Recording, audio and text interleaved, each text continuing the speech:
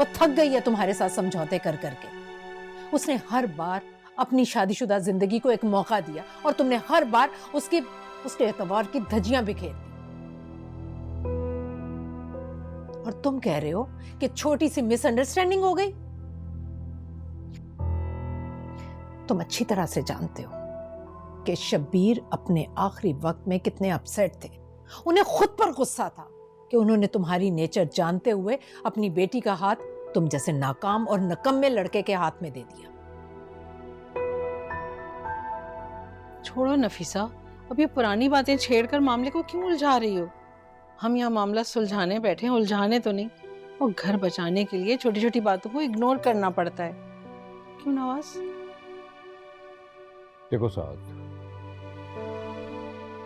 इज्जतदार और शरीफ घरानों में तलाक का नाम गाली समझा जाता है, और मैं किसी वजह से ये नहीं चाहूंगा कि हमारे खानदान की इज्जत कॉम्प्रोमाइज हो। मैंने तुम्हें आज इसलिए यहां बुलाया कि तुम हम सबके सामने जायरा को यकीन दिलाओ कि तुम आइंदा ऐसी कभी हरकत नहीं करोगे जिससे उसे तकलीफ हो।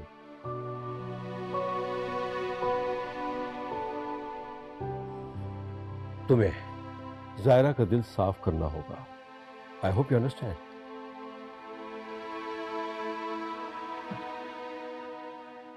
और एक बात हमेशा याद रखना, ये मत सोचना कि शब्बीर भाई के जाने के बाद जायरा का कोई सरप्राइज नहीं। अगर आइंदा तुमने कभी भी उसके साथ बदतमीजी की तो मैं खुद तुम्हारे घर से उसे यहां वापस ले आऊंगा। मैं आपको यकीन दिलाता हूं, आइंदा मेरी तरफ से आपको कोई शिकायत नहीं मिलेगी। आप सुनो, जायरा भी बोलिए।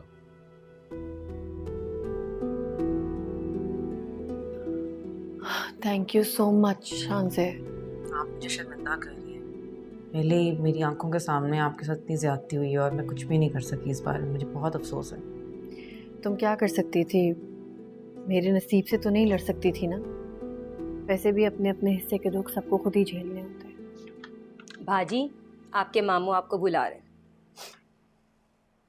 बहुत बहुत शुक्रिया तुम्हारा शांजे। अपना ख्याल रखना। खुदा हाफिज।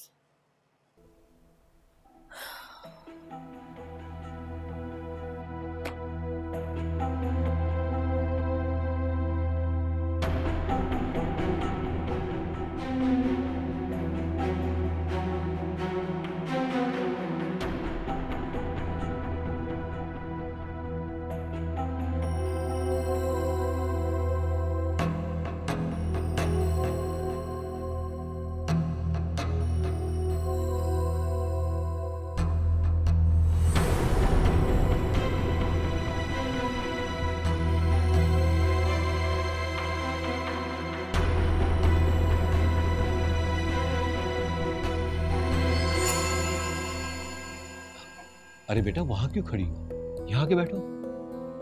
ये शख्स यहाँ क्या कर रहा है? Behave yourself Zaira. अपने शौहर से कोई ऐसे बात करते?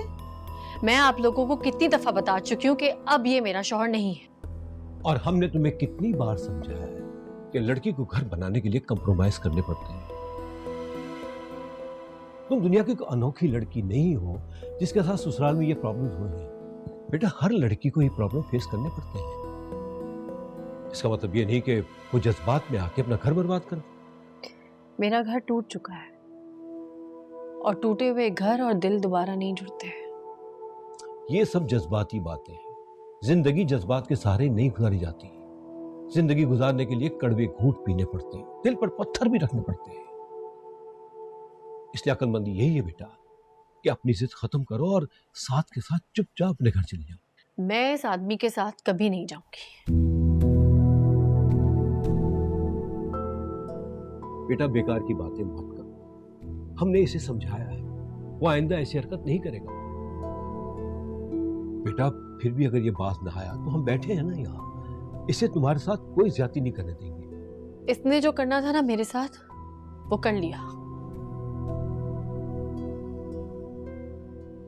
लेकिन अब आप लोग मेरे साथ ज्यादती कर रहे हैं। सारा, क्या हो गया तुम्हें? वो इतनी पत्थर दिल कैसे हो सकती? प्लीज ऐसा मत करो। मैं तुमसे रिक्वेस्ट करता हूँ, घर चलो। तुम्हें खुदा का वास्ता है, प्लीज। खुदा का तो नाम भी मत लो साथ तुम। उसकी मुकद्दस किताब पे हाथ रख के झूठी कसम खाई थी तुमने। अब किस मुंह से उस खुदा की दुहाई दे रहे हो? तुम पर तो खुदा का कहर नाजिल होगा, अजाब टूटेगा। क्या समझते हो तुम कि तुम अपने किए से मुकर जाओगे, झूठी कसम खाओगे और घर वालों के दबाव में आके मैं तुम्हारे से चिल पड़ूंगी?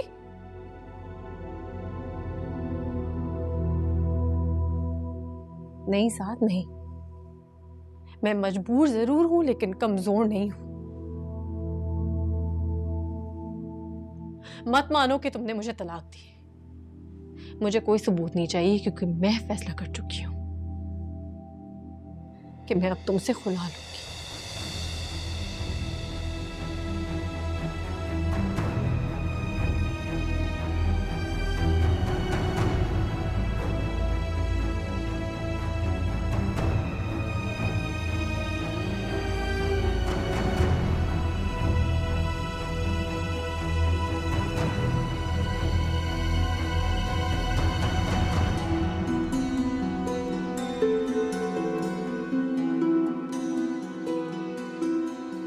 खुदा का तो नाम भी मत लो साथ तुम।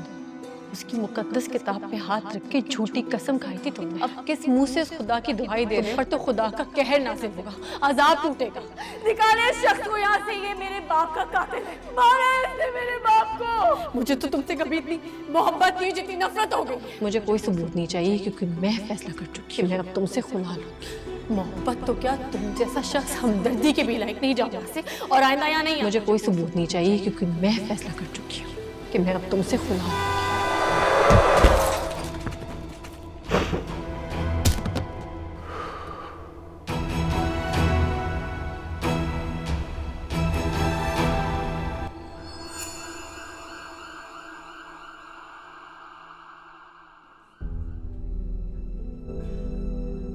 अस्सलाम वालेकुम जी। साद रशीद आए हैं। अस्सलाम वालेकुम। आप सुहेल? जी जी मैंने ही आपको फ़ोन किया था। अच्छा भाई ये उनका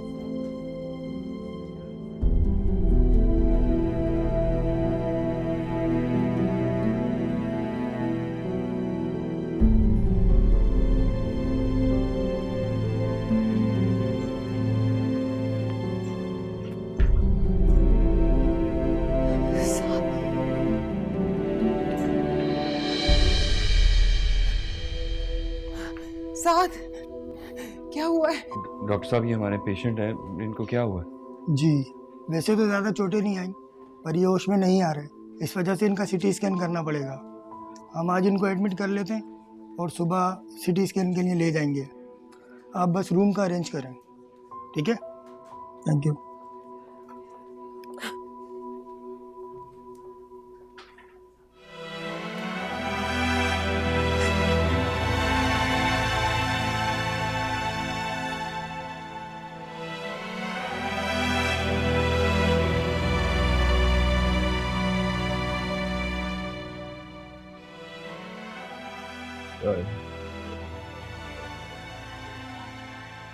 जायरा, जायरा, जायरा, साथ साथ जायरा, साथ साथ मैं हूँ, मैं साथ मैं तुम्हारी माँ। जायरा, साथ बस कर दो, उसके नाम की तस्वीर पढ़ना। क्या हाल कर लिया तुमने अपना उसके नाम की तस्वीर पढ़ते पढ़ते। अब क्या खुदा ना खास्ता कब्र में उतर जाओगे? उसके बगैर मेरी जिंदगी कब्र जैसी है। कुछ दिखाई नहीं देता। क्या हो गया साथ? खुदा के लिए फजूल बातें मत करो साथ। किसी का कोई अजीज, कोई जान से प्यारा उसकी जिंदगी से चला जाए या दुनिया से चला जाए तो इंसान मर तो नहीं जाता ना उसके साथ। तुम क्यों अपनी जान के दुश्मन बने बैठे हो साथ? अपनी माँ का ही ख्याल करो। आप कभी नहीं समझेंगी अम्मी, आप समझ ही नहीं सकती कि ज़ाहिरा मेरे लिए क्या है।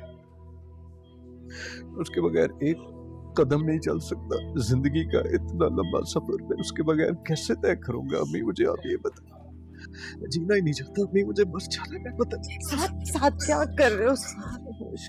होश करो बेटा। होश में होता ना मैं अम्मी तो इतनी बड़ी गलती कभी ना करता, मैं उसे कभी भी तीसरी तलाक ना देता।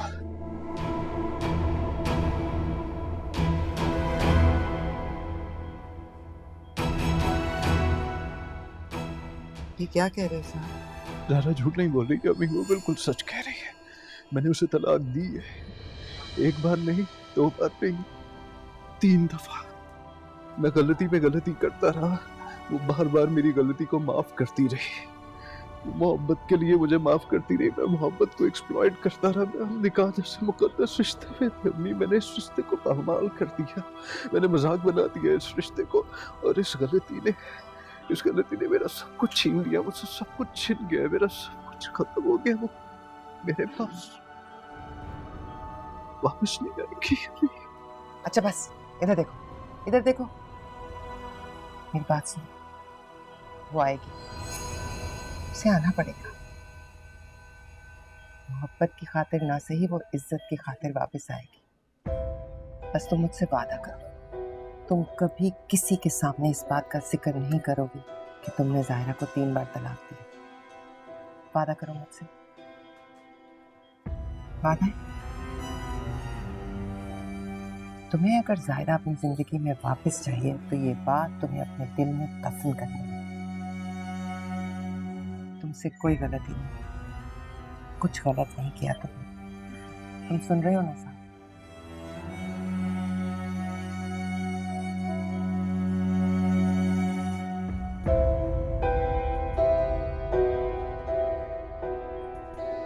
है।